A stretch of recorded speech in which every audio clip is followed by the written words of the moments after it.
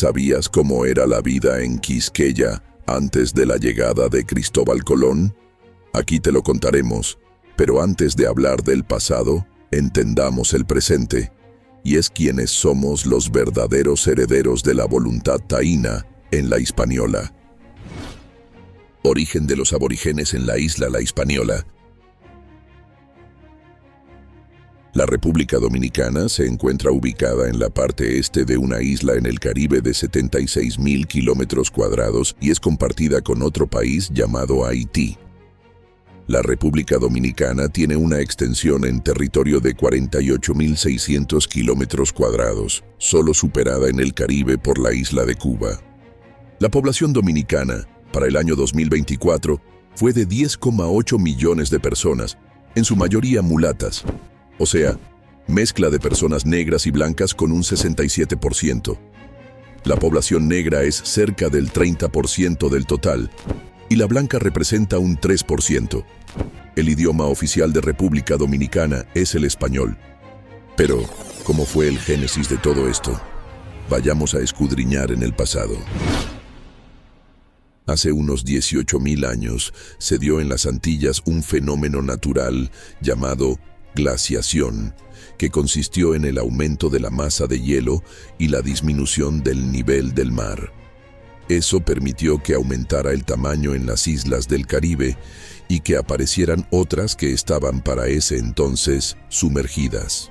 A partir de ese hecho, comenzaron a llegar los primeros seres humanos a las Antillas, provenientes de lo que hoy es Venezuela, en América del Sur, Honduras, en América Central y Florida, en América del Norte. La presencia humana más antigua en las Antillas se dio en Cuba, al menos 4.000 años antes de Cristo. El hallazgo más antiguo en territorio dominicano es el de Mordán, en la provincia de Azua, porque fue de 2.600 años antes de Cristo. A lo largo de muchos años fueron llegando a las Antillas grupos humanos de diferentes lugares del continente americano. Los tres primeros que llegaron se diferenciaban por las materias primas que utilizaban para producir y por la forma de trabajar.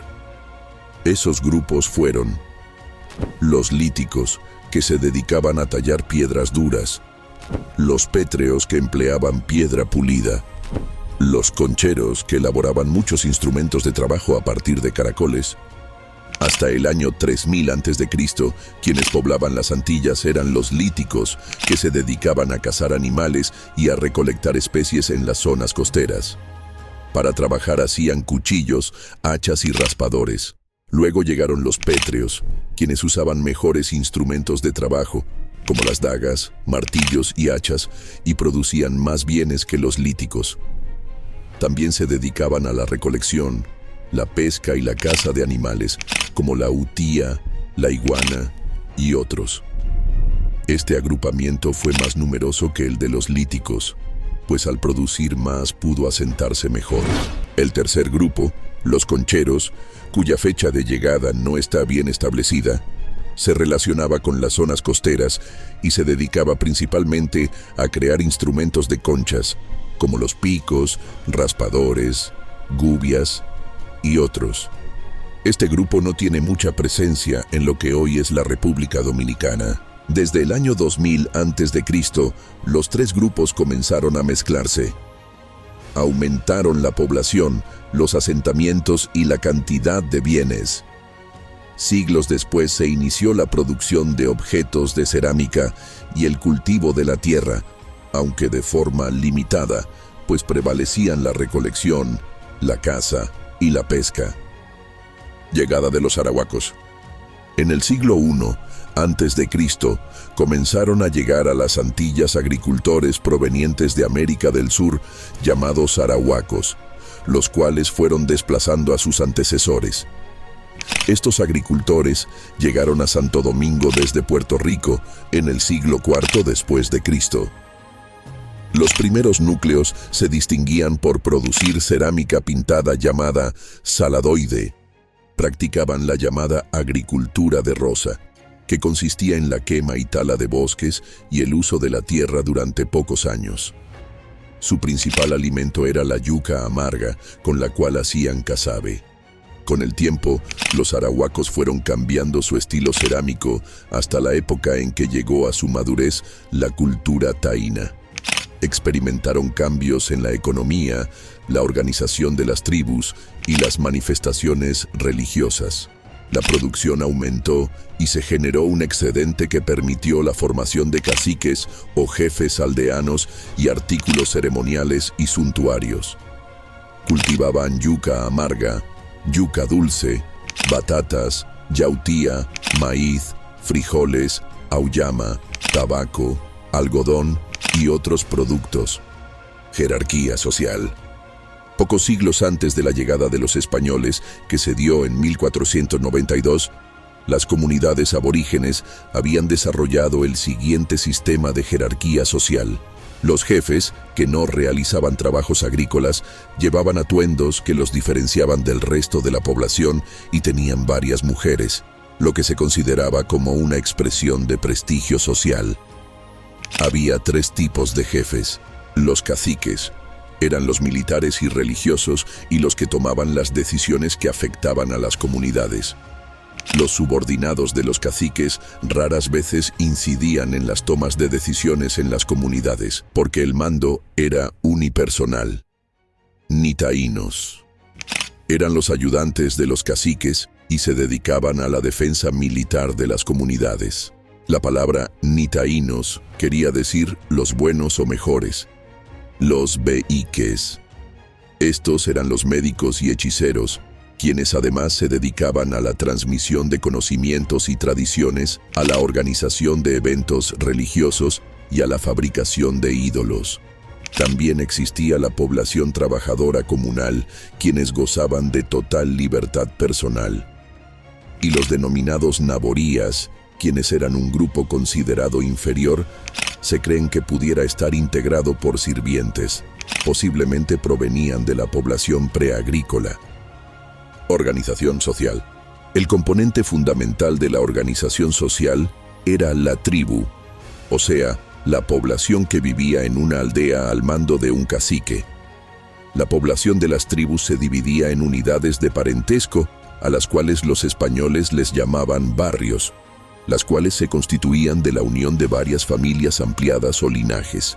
En las familias se realizaban las actividades comunales, como la asignación de las labores agrícolas o la distribución de los bienes para el consumo. A su vez, los linajes se componían de personas que ocupaban un caney, que era una casa redonda o de techo en forma de cono, donde habitaban un patriarca o padre de familia y sus descendientes de 2 generaciones. Los caneyes estaban agrupados en aldeas llamadas yucayeques, al mando de un cacique. Las aldeas más grandes podían tener hasta 200 viviendas y estaban situadas cerca de los ríos o de cualquier otra fuente de agua dulce. Las casas de las aldeas estaban alrededor de una plaza donde se hacían actividades comunales. Las plazas contaban con un batey dedicado al juego de pelota, principal actividad recreativa, y frente al batey había un bohío donde vivía el cacique. Según fuera el tamaño de las aldeas, así era la jerarquía de los caciques. Los de aldeas pequeñas o medianas vivían casi igual que el resto de la comunidad.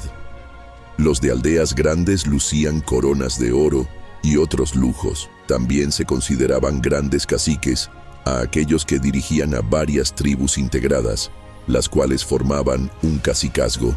Los caciques inferiores obedecían a los superiores, sobre todo porque la defensa de las comunidades dependía de los más fuertes. Los inferiores pagaban un tributo y se enrolaban en campañas militares si lo decidía el superior. Para finales del siglo XV, en la isla había varios cacicazgos. El más grande era el de Charagua, dirigido por Boechío, y donde había alrededor de 80 caciques. El segundo en importancia era el de Magua, dirigido por Guarionex. Otros cacicazgos importantes eran el de Maguana, dirigido por Caonabo, y el de Marién, dirigido por Guacanagarí. Los taínos no eran dados a la guerra. En las fiestas se cantaban y bailaban poemas llamados areitos y se resaltaban los vínculos de amistad entre las tribus. Había una mentalidad colectivista, alejada del egoísmo y del sentido de propiedad y codicia que evitaba el atesoramiento de riquezas. La influencia o expansión de los caciques se debía sobre todo a su prestigio entre las tribus vecinas. Y el prestigio se debía a la generosidad de los caciques mediante regalos y fiestas, así como a la capacidad productiva de su tribu, la cual se suponía que le permitía influir en los dioses. Por eso las otras tribus se unían al cacique más fuerte de forma voluntaria para obtener beneficios. Además de los taínos, a finales del siglo XV en la isla de Santo Domingo habitaban los aborígenes macorixes y ciguayos. Los primeros estaban ubicados a lo largo de la costa septentrional, entre Montecristi y Nagua, y los segundos vivían alrededor de la bahía de Samaná. Si te ha gustado este video, suscríbete. Nos vemos en el capítulo número 2 de esta serie de nuestros orígenes.